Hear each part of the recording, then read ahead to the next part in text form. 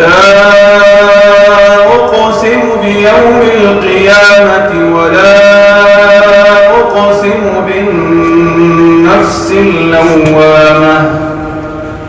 أيحسب الإنسان أن لن نجمع عظامه بلى قادرين على أن نسوي بنانه بل يريد الإنسان ليفجر أمامه يسأل أيان يوم القيامة فإذا برق البصر وخسف القمر وجمع الشمس والقمر يقول الإنسان يومئذ أين المفر